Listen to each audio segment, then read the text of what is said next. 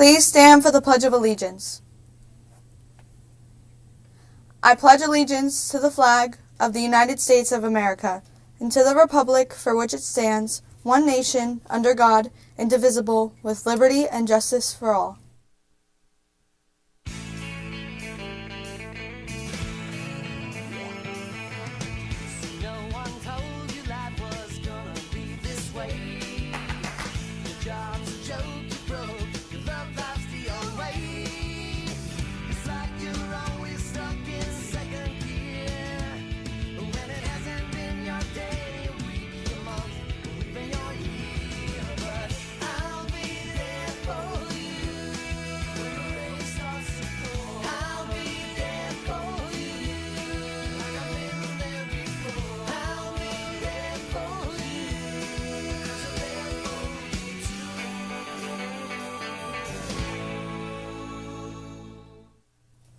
Hello and good morning, Panthers. I'm your host, Mackenzie, and today is Wednesday, February 18th, 2026.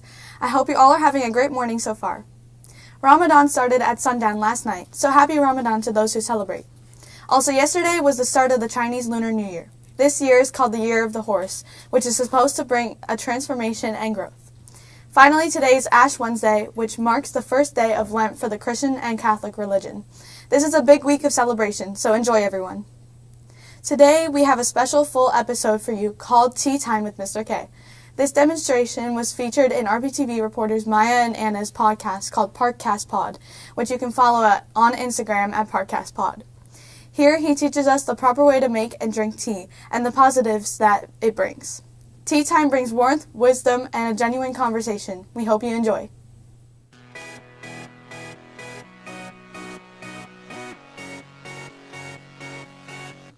Hey guys, welcome back. So today we're doing Tea Time with Mr. K. I'm here with Maya and Mr. K. Hello. Today we'll be drinking they call it a Dragon Ball when they make it into a little ball like this, and it's called Sticky Rice Shupuar. Shupuar just means it's fermented, and it will taste really good. And the sticky rice part means it's going to taste like sticky rice. People from last year might remember that I've done this before. This is not my first time doing it on RPtv. So this time I'm going to, I guess, evolve it and talk about using this method of tea as what's called a third space. Have you guys ever heard of like a third space? No. Thing that there's three spaces. Your home, that's where you are in your home and you're comfortable. Your work is where you go to work every day. And that third space is where you're comfortable but with friends and people you know. So you could use third space as just like really anywhere. It could be the park that you always go to. It could be whatever gym you go to. It could be just anywhere you go to regularly. So it's like a hobby. Like a hobby. You can use tea as your third space with your friends, which is very important and very unique as a third space. You guys can drink. Okay. You don't gotta wait for me. You guys remember how to drink? Yeah. See what it tastes like sticky rice? And this is the first steeping, so it's only gonna get stronger. Let's say you're at the park and you're going and you're playing basketball or something, right? For something that's more common. You're with your friends, you're hanging out, but you're also playing basketball. You're not having deep conversation when you're playing basketball. If you use something more low key like tea, it's like, all right, on Thursdays we just have some tea. Yeah. Then when you have that space, there's now space for conversation. Mm-hmm. You can talk. You can sit face to face. You can talk about your day. You can get to know the people, and you'd be surprised, like, just how I can taste like the rice. Yeah, I can too. sticky rice, Yeah. right? I told you. And there's still that tea. I don't know. I really like sticky rice teas. How cool that looks. You can see it like slowly Whoa. opening the Dragon Ball. It's like turning a whole different color now. Yeah, it's gonna get darker, and then it'll get light again once it gets steeped a couple more times. At least in my personal experience, I've realized you get closer with friends because you have to talk. I mean, you can talk about the tea a little bit, but eventually it's just you're having tea. Yeah. You know, it tastes good, but there's only so much you can talk about the tea. And this one's gonna be a lot stronger, and I'm gonna hope I'm excited. I didn't ruin it. It already tastes pretty good too. beauty of tea is you can never ruin it that much. Still tastes pretty good. Personally used it for is I've gotten closer with friends that I might not have been able to talk to as much. Where I would just be like, hey, come over. We're gonna have some tea. It's either me and them or me and them and like one other person. It's usually designed to be for pretty small groups. Oh, Yeah, that's a lot more intense. Yeah, it's I very was like, much oh. stronger. Didn't expect that. Yeah, it gets. And you can like single out friends you haven't seen in a while. You can. I've done it with like family members I don't talk to that much because maybe there's an age gap. Maybe they're like 20 or 30 plus years older than me, and we haven't had a lot to bond over. But when you're just sitting having tea, you could also just sit in quiet if you need it. If you Yeah. need a space to relax. And it's very easy. You just pour some hot water on some leaves. I have a question. Go ahead. What's that? This Yeah. is the tea pet. Ooh. Pretty cool. His name is Samson. Samson. Yes. Hi, Samson. The camera's there, right? Yeah. So I should face it that way. Samson has little coins leading to him, so it's Yeah. supposed to bring luck and money your way. So what you do, here, I'll make another cup here. When you steep the tea, you usually save a little bit for the tea pet. Works for two reasons. Like we do it for two reasons. One is the method that I steep tea is just a cup and a lid, right? You could see cup, lid, and then I stop the tea from flowing out. I'm actually gonna do. There's a lot of tea in here. Nothing. And if you look at the very bottom, there's just a little bit of tea. That's just the nature of it's impossible to do it perfectly with this unless you go really slow, but I want it to go faster. Use anything you want as a tea pet. They make, like this is a specific thing that's made, it's usually made from unglazed clay. But now all that extra tea that you kind of don't want in people's cups, Samson loves it. There is ways to mess up tea and make it harder or taste worse. Do you have an example of that? So, this one right now, if you saw how quick I steeped it, right, and what I did, and I'm doing little techniques as well. Like, when I pour, you can see, I'll show the camera a little bit, I don't know how much you can zoom in, but you can see that the ball is still mostly intact, right? If I pour directly on the ball, it's going to steep actually faster because it's rushing through and going through all of it. I pour down the side like that. You can see I'm on the edge. It doesn't make as much of a rushing water, so it's not as strong because there's a lot of tea in there and it can get very bitter. You can already taste a little bit of the bitterness. That just comes with tea. But if I steeped this incorrectly, it would be really bitter and it'd be hard to drink. It would be like, oh, this is kind of gross.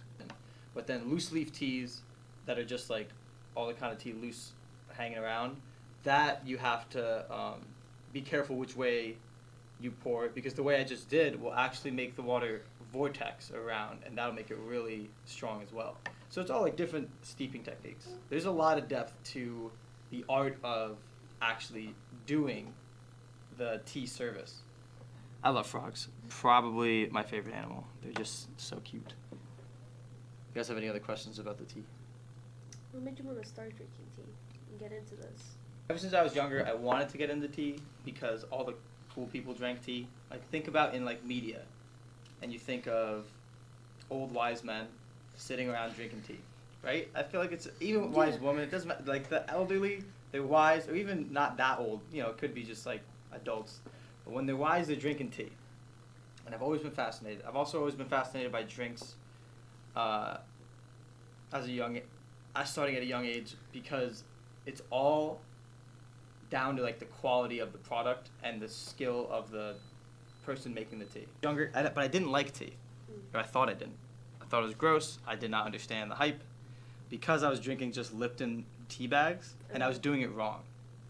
I was putting my tea bag in, putting the hot water, and then drinking, not taking it out, which means maybe like the first quarter was like, okay, this is bearable, and as I got lower and the tea sat there, it made everything super bitter. I was like, I can't do this. I would never finish a cup. Eventually, I just kept drinking it anyway, and then I got into higher quality teas and was like, oh, that's so different. Like, I would never expect tea to taste like sticky rice, like this one kind of does. I've had teas with like a smoky flavor, because they get smoked when they're cooked. And there's so much nuance. I had whiskey barrel aged, where they took retired whiskey barrels and they aged the tea. They didn't like use any whiskey in the tea or anything. They just took tea they already made and aged it inside of that barrel. And you kind of got some of the woody notes. You got a little bit of the whiskey notes, and like those subtle flavors you pick up on tea, to me is so interesting, so nuanced, and so just cool. Like add anything to your tea, like honey, milk. I normally do not. I've actually never had tea with milk, but I've Really? heard it's very good. I don't know. I kind of like the teas. But my philosophy is the best way to enjoy anything is however you enjoy it. Because there are some people that are like, I mean, with tea, with coffee, with anything, Yeah. you have to have it this way. You Yeah. have to, I need my tea with honey or it's not good. Or you have to have it tea pure or it's not good. I forgot to make a really strong one. I don't know about you, Anna, but I like my coffee really sugary or. Yeah, I like Yeah? my sugar too, Yeah. like a little creamer in And there that's too. totally fine. Actually, so last year I did tea in my classroom at times, just because it was there, and I had students come in and they saw it, and one brought his own honey, and he would in this tiny little cup he would do like a little bit of honey, mix it in with his like finger, and drink it. And I was like, His I mean, finger? hey, yeah, he would. You didn't bring no spoon? No, he did not bring a spoon, but he would mix it with his little finger. Wouldn't it be hot? Like. He was, I don't know. He didn't care. He wanted his tea. I mean, think of like the really famous tea stuff that you've heard, right? You've probably heard of the Japanese tea ceremony, right? Yeah. That actually originated from China, which is what this is from. Yeah, where'd you get this set from? I got this set online, but from a guy that is authentic. Like he's from China. Oh, this one was much better. I feel like you have to. I've been steeping it really quick, Yeah. and the bitterness really cut back. So I'm happy I saved it. I got the tea set online from a place called West China Tea Company. They're in Texas, is where they're like located. But the guy comes from China. He visits China every year. He talks to actual Chinese tea farmers, and says stuff like, what's it called? And like make sure it's good. Sits down, has tea with the people. Make sure it's like a family-owned thing, no pesticides, high quality tea. So, I found him on YouTube. I trusted him. I was like, I'll buy your stuff. I try it out. The cheapest one is like $70 for like and it comes with basically everything you need. It comes with, this is called a gaiwan. I forget what the lid is called, but gaiwan just means cup with lid, and that's the way you can steep it. It comes with 3 cups, and it comes with the gungdao bei, which translates to justice cup. And that's because if I were to steep it in just this, and then I pour in my cup, your cup, I will have the weakest tea, Maya's will be just right, and yours will be too strong. Because like those couple of seconds could, with how much tea is in here, how quick it all is about. So it comes with all that stuff. All you would need is the kettle, and you'd be able to make this. So I found it on that. Japanese tea ceremony. Tea originated in China, and China was a very secluded country, like way back. It still kind of is. But so the first people to move away from China and bring tea with them was the monks, Buddhist monks. So they used tea as meditation.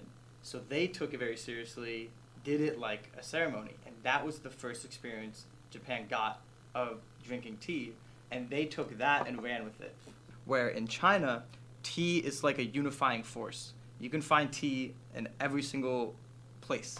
So you go to the hardware store to buy your drill for fixing your house, and there's a guy probably serving tea out there. He's like, take a cup while you look. There's no rules, and actually, if we're normally having tea, usually it's like hours. It's like what they do at the end of the day. They're done working. Like, all right, get home, eat dinner, and we have tea until we fall asleep. So we would do, this will obviously eventually run out of flavor, and usually once this one runs out, it'd be Maya's turn. And now Maya serves while we just sit and drink, and then it'll be your turn, and you keep going until we either fall asleep or run out of tea. Any other questions you got? Anything else you want me to explain? Are there like certain types of tea that you do, like if you're like taking a test or if you want to relax a little bit? Absolutely. So there is what they call the chi of the tea. That's the breath. And you can feel it. It's actually pretty cool. Science has no reason why you can feel it, which I think is very interesting. because the breath of the tea oftentimes you can feel as soon as you take a sip if you have like really good tea. Aged teas, you just pour the hot water on. It could be boiling like this. I didn't even make this boiling. I specifically made it not hot. The way you feel it is instant as soon as it touches your lips, which is why science can't explain it. It doesn't like hit your system and the chemicals hit just right, and like caffeine, where it's like, oh, you get hyper because of this caffeine in the whatever it is that has caffeine in it. Coffee, tea has some caffeine. So because it's instant as soon as it hits your lips, we have no idea why. But you can genuinely, like, I've felt it, where it's like, you take a sip, you're like, oh, you relax, or oh, I woke up, or anything. So different teas definitely have different things. I will say, usually darker teas have more energy to them, and it's super, if you guys want to check it out, West China Tea Company, not that expensive. It'll be more than your regular Lipton tea, though, I'll tell you that. It'll be worth it. I believe so. But yeah, so go do this with your friends. Have some tea. Have some time where you actually get to chat with them. Yes. You see, there's also a tranquility to it, because there's the moment everyone sips, you look around. I like this one. Yeah. I feel like it's a bit sweet. Oh yeah, at the end. I feel like it is. It's getting there. And like I said, near the end of teas, Yeah. especially black teas, I found the end of black teas get sweet. That's my favorite part. Yeah. I'm like her. I like it sweet and light. But my one buddy who drinks very strong coffee, he's like totally okay when he has like the blackest of black coffee, I cannot Yeah. do that. and it's I super just strong, and drink it's it so like much that. caffeine, and it's like, No. more power to you, buddy, but I cannot.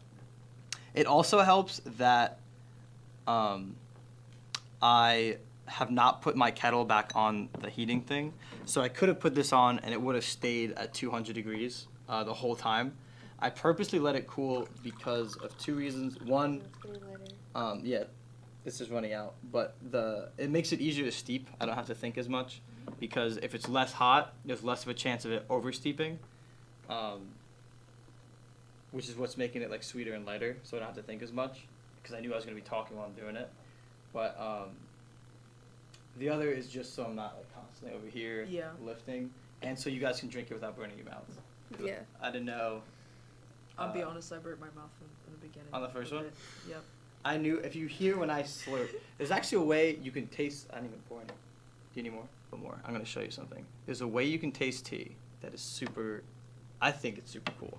So you listen for what I do. I'm going to slurp through my mouth like, and I'm going to keep my lips closed, my teeth open. I'm going to breathe out through my nose. It's called retro-olfactory tasting.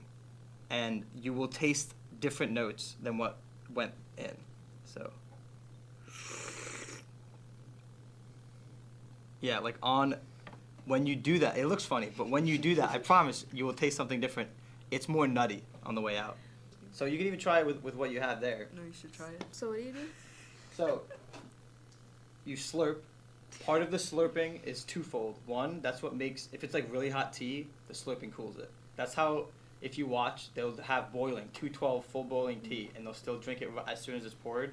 That's because they're slurping very vigorously, and that aerates it.